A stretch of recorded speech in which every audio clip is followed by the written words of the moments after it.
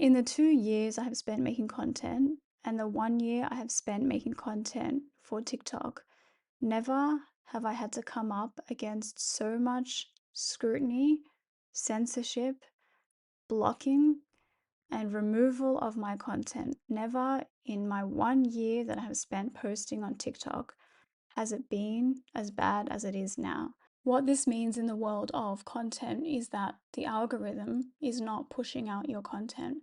This is not something that I usually complain about because my job is to learn how to push content out using the algorithm. I have spent over a year learning how the algorithm works on TikTok specifically, and I also have learned how to get around it. I've learned how to adapt my content to bypass censorship laws and rules. That is the benefit of being a content creator because it is such an agile platform. You have to be an agile creator, and as a journalist, that has really benefited me. It is one of the reasons why I migrated to TikTok, because of the speed at which I could put content out, and also because of how flexible I could be and how adaptive I could be based on circumstances, based on things I was allowed to say or not allowed to say, but also based on what people wanted to hear. So, popularity and media narrative, those are things that you have to work either with or against all the time, constantly. But what I have experienced in the, but what I have experienced in the last 12 days, that is unlike anything I have ever seen on the platform. When you look at this map, there's a map from Flight Tracker about all of the flights that are being diverted to avoid flying through Iranian airspace. So they are flying around Iran, and you can see how there is almost like a black hole of flights that exists over that country. That is what I see is happening with information. There is an information black hole on the topic of Iran and on the topic of this war. And it is unbelievable because how can you stop 8 billion people in the world from sharing information and finding information? And what I have realized is that you can't. You can still find information, but it is very difficult to put out information. It is very difficult to publish information, to post and to share and to communicate when you have an opinion or a thought or even a fact that contradicts the media narrative around this war. There are particular phrases that I have not been able to say because that content will be suppressed or it will be removed entirely. There are particular words and phrases that I have said or used in my content from day one, from the outbreak of the war, and those posts were removed. Those videos were removed from the platform. I received violations on my account for misinformation for saying things like the Strait of Hormuz. And the fundamental and most crucial lie that this entire war has been hinging on is that the Strait of Hormuz is closed. It isn't closed. You can't close it. You cannot physically or legally close the Strait of Hormuz. But this line has been repeated by President Trump, by every single media outlet, by all content creators on YouTube. Everyone repeats this line that the Strait of Hormuz is closed and that it has been closed by Iran. It isn't true. And I have not been able to say that directly on any social media platform. I've just simply not been able to say it. It keeps getting removed, it keeps getting blocked. My content is not making its way to audiences based on this one lie that I will not perpetuate. When you think about the implications of that, I don't think that the outcome of the war is dependent on the media narrative. I don't think that the media narrative is crucial to the outcome of the war. What media narrative and a lie, what that is crucial to is speculation. And speculation is what determines our markets. We have turned every market into a speculative market, including asset markets. Asset markets where you have a real asset which is measured against the real value of something physical, of something tangible. Even those markets, like oil, even that, we don't measure the price and the value of oil against its actual physical value and volume. We determine the price of oil based on speculation. We determine the value of oil not based on truth. We determine the value of assets based on what people believe is the truth, on speculative truth, on a version of truth. In other words, we base the value of everything, including our most essential assets, what people believe is the truth, what people believe is the true value of something, that ends up determining the actual value of something. What we are willing to pay for oil, that is determined on our beliefs about supply and demand, and those beliefs can be manipulated, and they are being manipulated. What is happening with the war in Iran, what is happening with the oil crisis, it is unbelievable to me because I am seeing it from the perspective of someone who works in media, of someone who works by creating content that I try to put onto a social media platform, and I have to work with or against an algorithm, I have to work with or against a platform, and I have to work with or against an audience of other users who are on that social media platform to engage with content. So, what they see, what they talk about, what they ask me, and what I'm able to tell them, all of that is something that is fluid, something that I can measure day to day.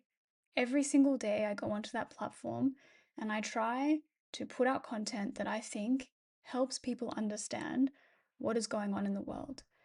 And when I can't do that because I am being blocked from doing it, and I don't know who's blocking me, I don't know who's doing it, I don't know who is pulling the strings and determining what people can and can't say about the Strait of Hormuz, the price of oil, and how it's linked to the war in Iran. The market speculation about the price of oil, that is no small thing. What is happening is a controlled economic recession. That's what it is. This is political power being used to pursue an economic goal. And the economic goal is nothing short of collapsing the economy, of creating a recession, but not for everyone. That's the problem. That is the difference. If you had a real recession, a real economic collapse, if the economy were to crash, everyone would lose. Everyone loses in a recession. Millionaires lose half their wealth more. So do billionaires. So do poor people. Poor people are also hit by recession. There are only losers in a recession. What is happening now is a controlled recession. It is a controlled recession which mimics the collapse of the economy, but not for everyone. There will be winners and losers that will emerge out of this crisis, this so-called crisis, this manufactured crisis, a crisis that has been created and has been perpetuated. The myth of that crisis has been perpetuated through every single news outlet, every single media channel. It has been put out and repeated everywhere so that people, even on the street, are talking about it. People in the government are talking about it. Everyone is talking about a crisis in oil supply, when in reality, the supply has not been threatened. Nothing has happened to the supply of oil. The supply of oil has not been threatened. The supply of oil is there. What has been threatened is the distribution of that supply, and the distribution is not being blocked by Iran. It is not being blocked by Iran. The distribution of oil is a way to restrict supply. The US is deliberately restricting the global supply of oil by blocking distribution. That is what is happening. It is deliberately blocking distribution, hoping that it will lead to an oil crisis. We are not in an oil crisis. The world has enough oil. There is enough oil in the world. In 12 days, the supply of oil has not dwindled. Nothing has changed in the supply of oil. When two Oil refineries in the UAE get blown up. That does not affect the global supply of oil. It is hard to believe, but that is why we have industry. That is the machinery of industry. That supply is not threatened when one oil refinery is blown up. That is why we had an industrial revolution, so that supply and demand would not be something that would be this fragile. Supply has not diminished.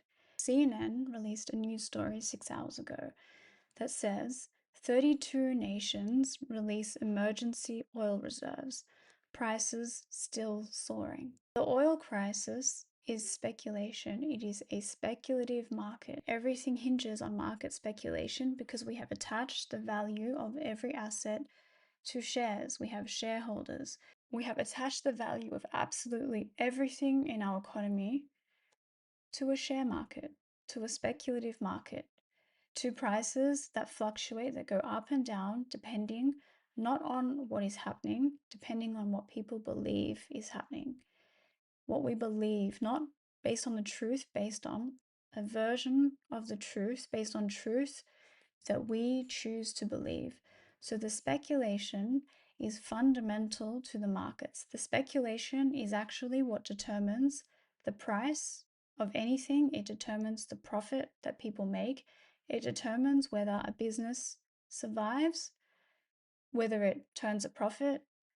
And yes, it can determine whether the economy collapses, but not for everyone. If the economy were to collapse, if we were to go into a real recession, everyone would lose. But when you create a shortage, you have winners and you have losers.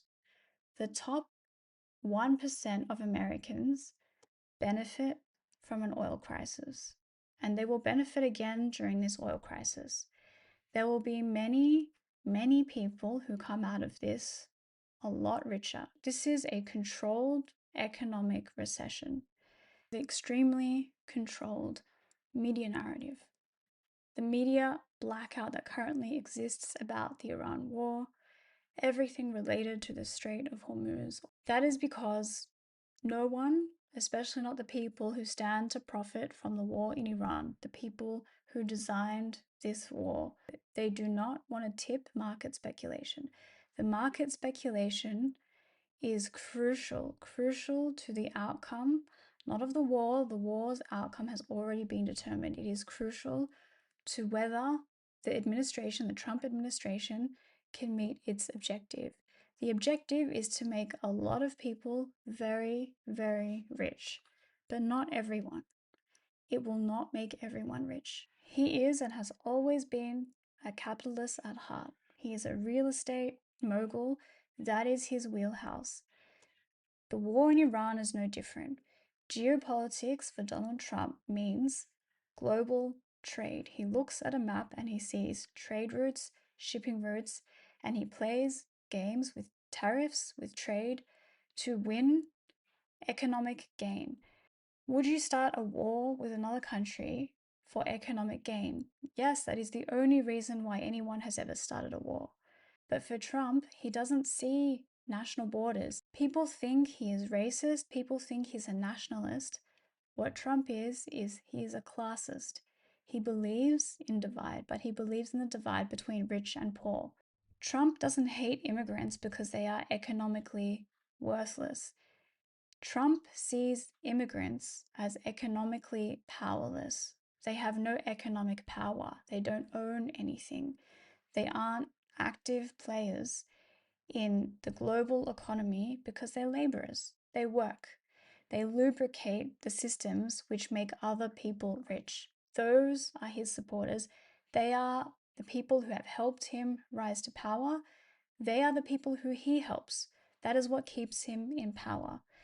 They have a mutually beneficial relationship. Trump has always served the needs of corporate America, of the richest, most exploitative, most capitalist driven, rich corporate Americans. That is his voter base. They are his donors. They are the people that help him stay in power and fund a war. They are the ones that profit from this. They will profit from this. All of the shareholders of the oil and gas companies in America, the American oil and gas exporters of natural gas, of oil refineries. These are companies like BP, like Shell, like Chevron, like Venture Global. What Trump wants to do is his end game is to turn the Strait of Hormuz into a toll, into the most expensive toll in the world, just like Panama Canal. Just like that canal in Panama, he wants to be able to charge ships for their thoroughfare. He wants to charge ships that pass through that passage so that he can gain economically from closing or opening that strait. You cannot legally close that strait.